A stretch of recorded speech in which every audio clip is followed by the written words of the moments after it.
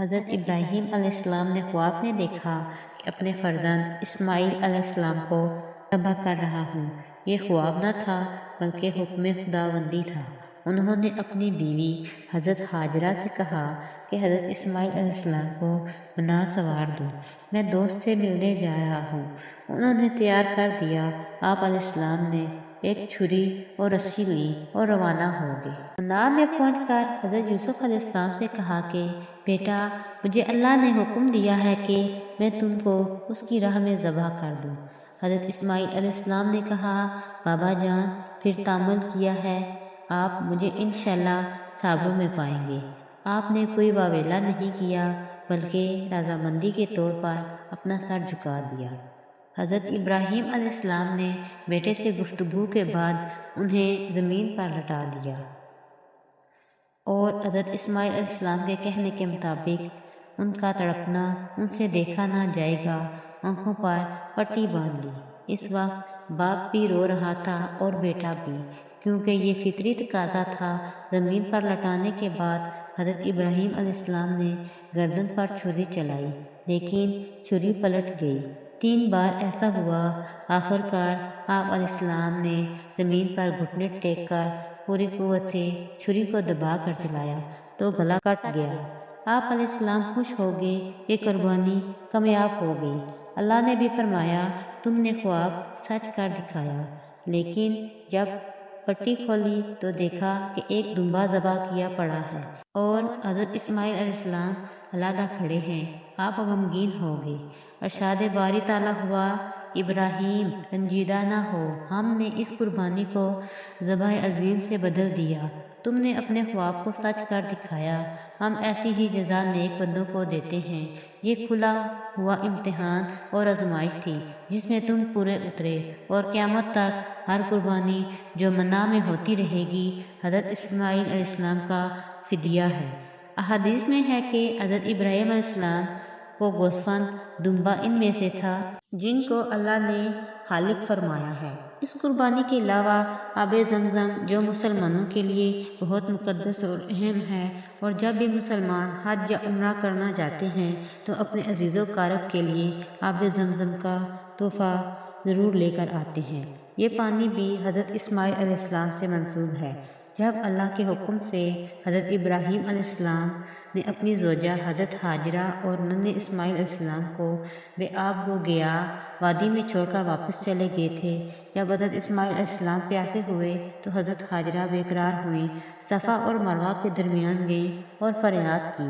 حضرت اسماعیل علیہ السلام ان کی نگاہ سے اوجھل ہو گئے، کوہ صفا پر گئیں، وہاں سے مروہ کی جانب ایک سراب نظر آیا، سمجھی کہ پانی ہے، وہاں سے مروہ کی جانب گئیں۔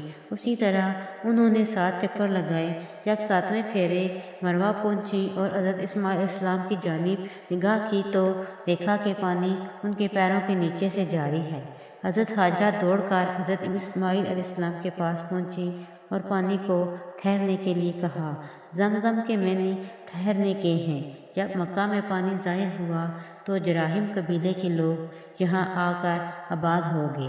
حضرت اسماعیل علیہ السلام نے خانہ کعبہ کی تعمیر میں بھی حصہ لیا، حاجیوں کے لیے آسانیاں پیدا کی۔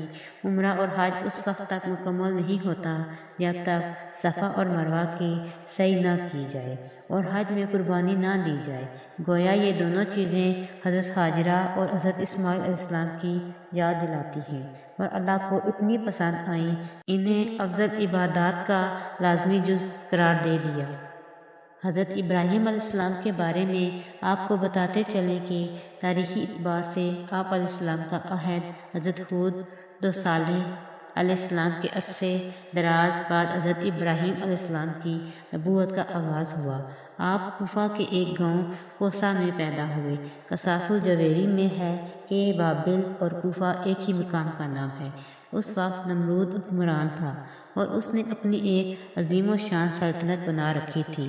وہ اپنے آپ کو ساری دنیا کا مالک سمجھتا تھا۔ ایک رات خواب میں دیکھ کر افق بابل پر ایک ستارہ نمودار ہوا ہے، اس کی روشنی سے سب چاند ستارے ماند پڑ گئے ہیں۔ یہ خواب دیکھ کر وہ انتہائی پریشان ہوا خواب کی تعبیر معلوم کی۔ اسے بتایا گیا کہ آپ کی مملکت میں عن قریب ایک ایسا بچہ پیدا ہوگا جو آپ کی خدائی ختم کر دے گا اور نئی شریعت کی طرف لوگوں کو لائے گا، بتوں کو توڑ دے گا۔ نمرود نے اپنی طرف سے وہ تمام کوششیں کر ڈالی کہ کوئی بچہ جنم نہ لے، مگر حکم باری اٹل تھا۔ حضرت ابراہیم علیہ السلام کی والدہ وقت مقررہ پر ایک پہاڑ کی کھو میں چلی گئی۔ ولادت کے بعد آپ کو غار میں چھپا کر واپس اپنے گھر آ گئیں۔ چند دن بعد جب بچے کو دیکھنے گئیں تو دیکھا کہ بچہ خوش و خرم ہے، اپنے منہ میں انگوٹھا لیے چوس رہا ہے اور اس سے دودھ نکل رہا ہے۔ وہ سمجھ گئیں کہ یہ کوئی عام بچہ نہیں ہے۔ حضرت ابراہیم علیہ السلام کہتے تھے کہ بتوں کو پوجنے کا کیا فائدہ جو نہ سن سکتے ہیں اور نہ دیکھ سکتے ہیں، خدائے واحد کی عبادت کرو۔ حضرت ابراہیم علیہ السلام کی تبلیغ سے لوگ بت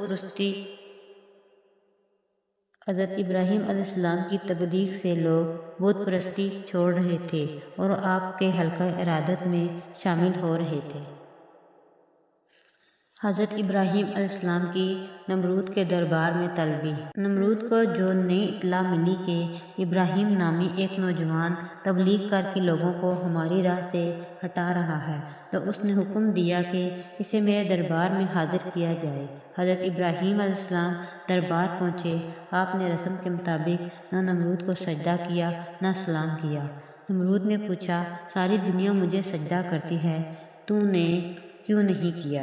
حضرت ابراہیم علیہ السلام نے جواب دیا کہ میں اپنے خالق کے سوا کسی کو سجدہ نہیں کر سکتا، وہ زندگی اور موت پر قادر ہے۔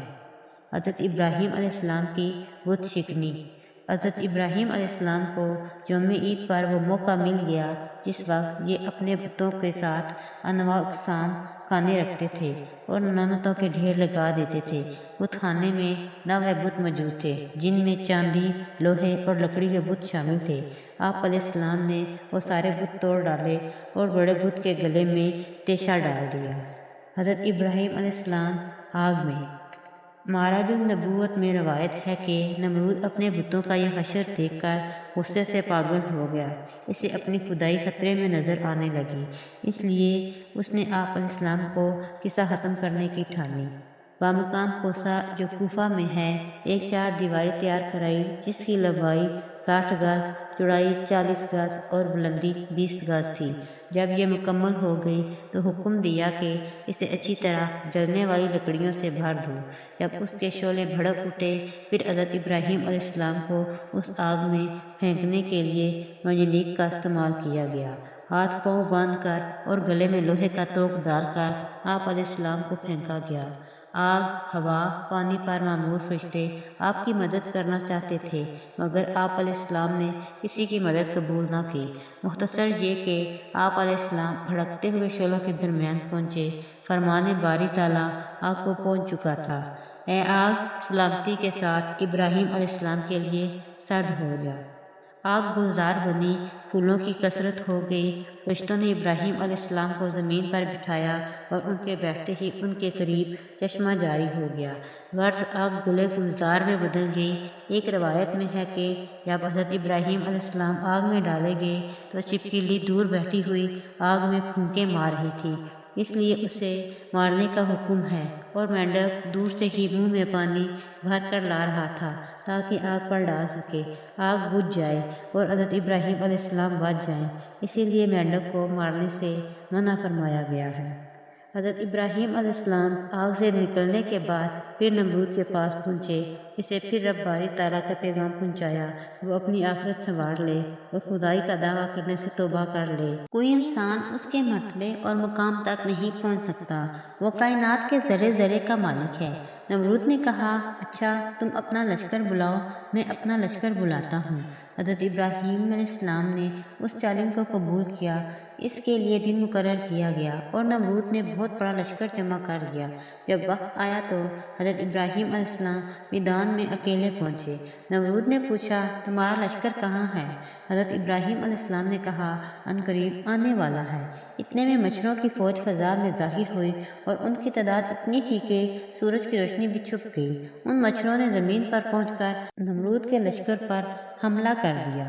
نہ صرف لوگوں کو ہلاک کر ڈالا بلکہ ان کا دیگر سامان بھی کھا گئے، جو بچے وہ جان بچا کر بھاگے۔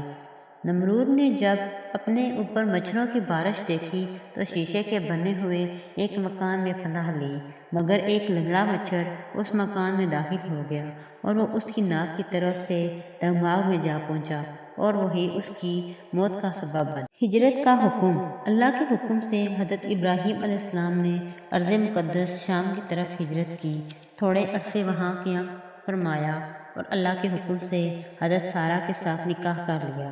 اس وقت آپ علیہ السلام کی عمر 75 سال اور حضرت سارہ علیہ السلام کی عمر 37 سال تھی۔ ہجرت ثانیہ۔ حضرت ابراہیم علیہ السلام بادشاہ حوران کی مخالفت کی وجہ سے کنعان ہجرت کر گئے۔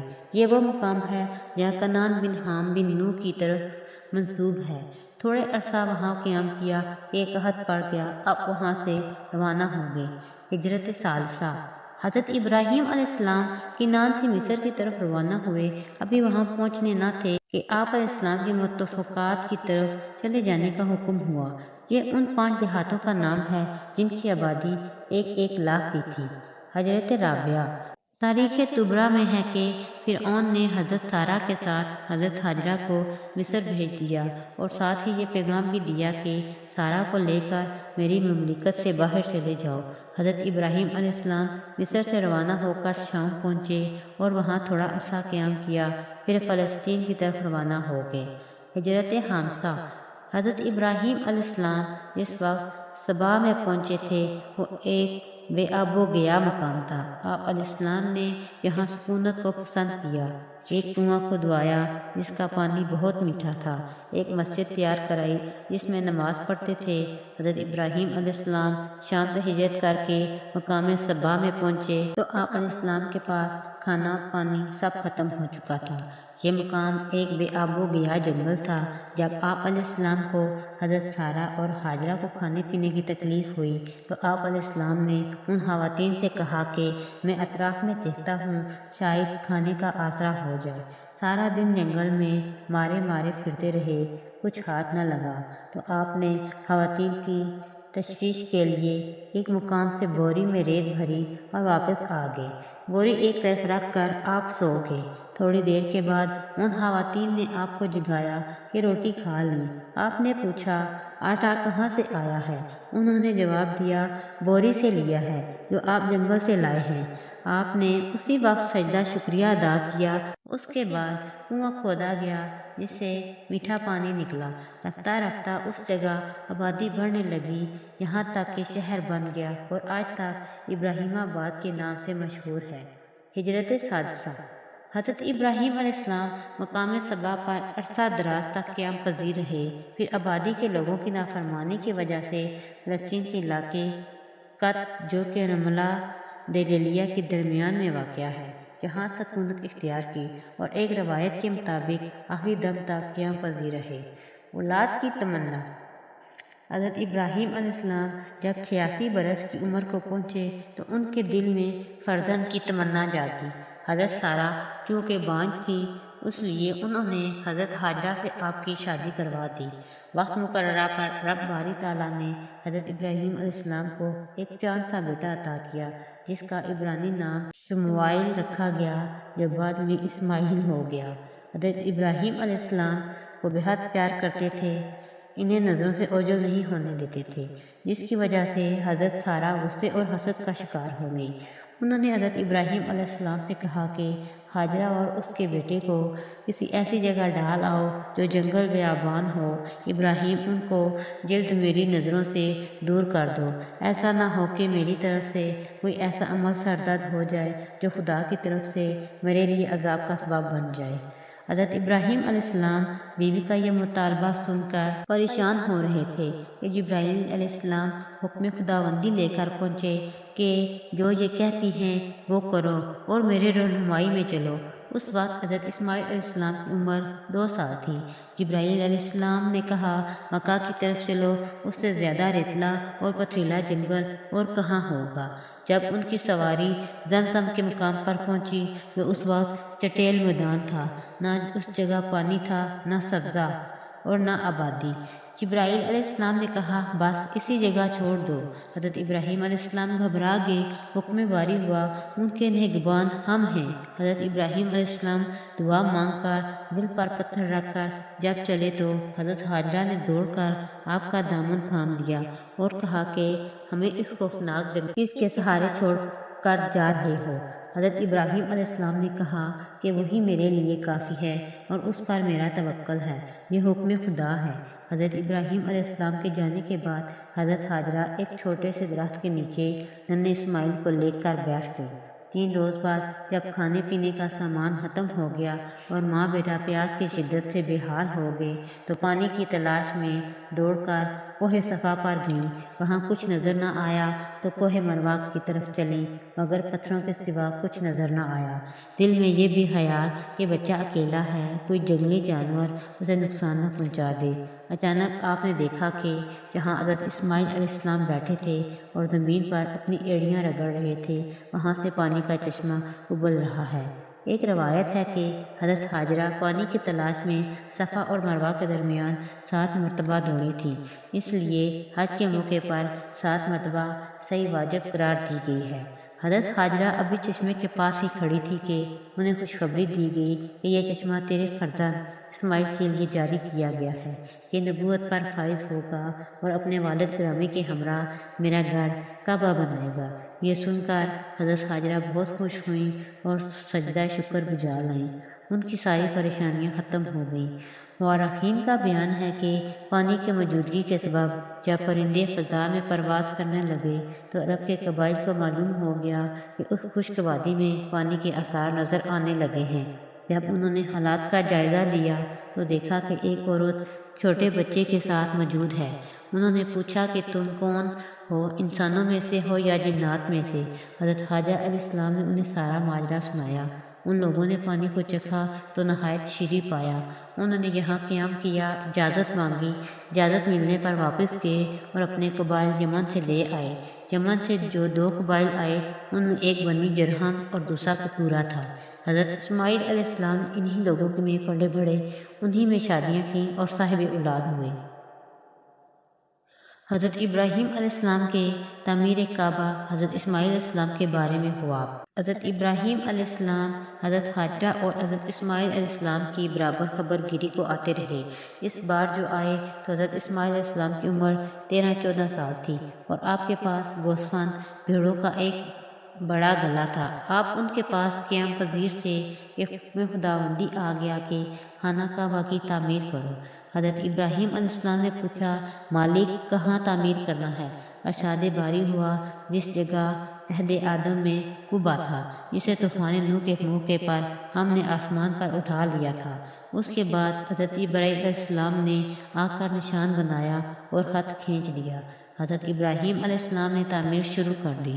حضرت اسماعیل علیہ السلام پتھر اور گارا وغیرہ دیتے تھے۔ جب خانہ کعبہ تعمیر ہو گیا تو 8 ذی الحج کو جبرائیل علیہ السلام نے حضرت ابراہیم علیہ السلام سے کہا کہ اپنے لیے پانی مہیا کرو، کیونکہ اس زمانے میں منی اور عرفات میں پانی نہ تھا، اس لیے اس دن کو یوم ترویہ کہتے ہیں۔ تکمیل کے بعد حضرت ابراہیم علیہ السلام نے خدا کی بارگاہ میں دعا کی کہ میری اس محنت کو قبول فرما لے۔